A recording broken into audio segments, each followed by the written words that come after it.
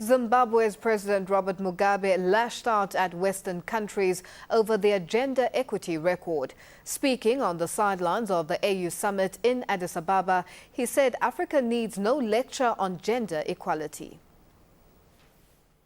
Why is that you don't have enough women in your parliaments? You started long ago, and you talk about gender to us. Don't talk about gender to us, we talk about gender to ourselves. Zimbabwe's veteran leader and President Robert Mugabe is poised to ascend into one of the top positions on the African continent by tomorrow.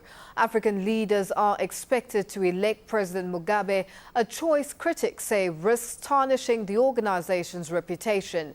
The 91-year-old Zimbabwean leader, who enjoys support in the African continent, is subject to travel bans from both the United States and the European Union since 2002 in protest against political violence and intimidation in Zimbabwe. For more on this, we have Dr Jakkie Cilliers from the Institute for Security Studies in our Pretoria Studios. Good evening, Dr Cilliers, and thank you so much for joining us.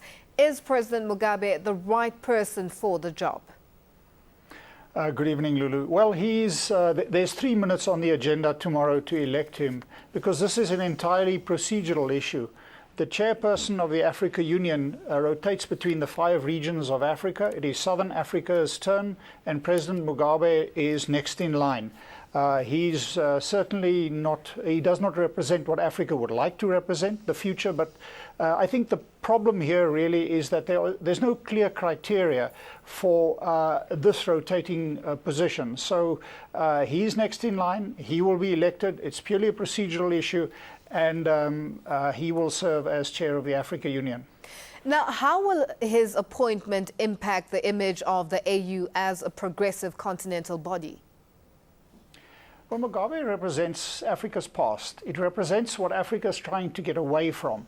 A long-serving authoritarian leader who has been in power for decades and has overseen an economy that is now roughly the size of Swaziland. It used to be about the third largest economy in Southern Africa.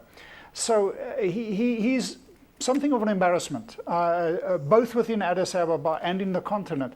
But he's an elder statesman. He's respected for his contribution to the liberation of Zimbabwe.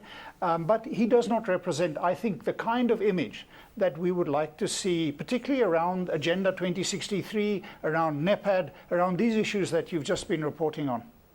Now, Dr. Cilliers, until recently, President Mugabe faced travel bans from the West. How will he represent Africa at international forums?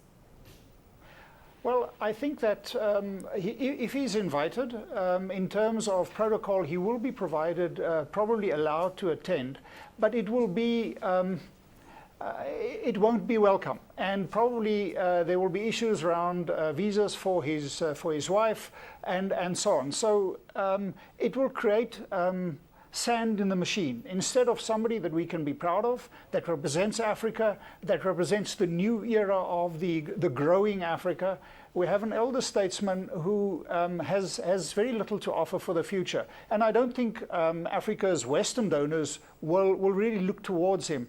Even in China, when he went to China, China's patience with Mugabe has run out. He went there recently to try and get, I think it was 10 billion rand loan to try and deal with some of his challenges. The Chinese turned him down. Now, Dr. Cilliers, with regards to the veteran leader having documented hostile relations with the West for over a decade, how will this impact on Africa's engagement, especially with key international partners, on issues like the Ebola epidemic and the fighting terrorism on the continent? Well, I think what would happen is that Western partners will simply try and avoid engagement directly with him. They will either deal directly with the chairperson, Dr. Dlamini Zuma, or with the affected countries, like in Nigeria, with the countries surrounding around Nigeria, neighboring Nigeria, that are engaged in the fight with Boko Haram. They will deal with Mugabe if they have no choice, but certainly they would try and avoid that. And now let's speak to the issue of one of the world's richest men, Bill Gates, who has acknowledged that Zimbabwe could be on the right track as land redistribution may be the engine that Africa needs to achieve sustained high growth and turn into a development success. What's your take on that? That is completely incorrect. This reference comes from a blog that Bill Gates posted on the 1st of December, which I have in front of me, which is basically a book review of a book on Asia, and it's entitled, "Can the Asian Miracle Happen in Africa?" It does not mention Mugabe at all. It is a review of how smallhold agriculture in Asia was turned around, and he basically asked the question, can this happen in Africa? A Zimbabwean journalist republished, literally cut and pasted the entire article and put a headline to it, and it's called "The World's Richest Man Acknowledges That Mugabe Could Be Right." It's posted by Charles Rukuni, who's a well-known journalist, a cut and paste job, which puts a headline onto a story that has got absolutely no mention of Mugabe. If I was Bill Gates, I'd be quite upset. Now, Dr. Cilliers, before I let you go, the question of membership to the International Criminal Court has been a thorny issue in the AU. Will it be given prominence during the summit?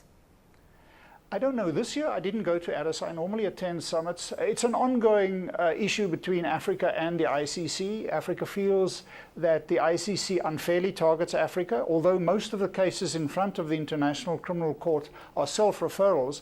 And you may have noticed that in recent months, the profile of the ICC is much lower. I think the prosecutor has decided to reduce the profile of Africa, and because there is a justification for the fact that why are only African cases in front of the court?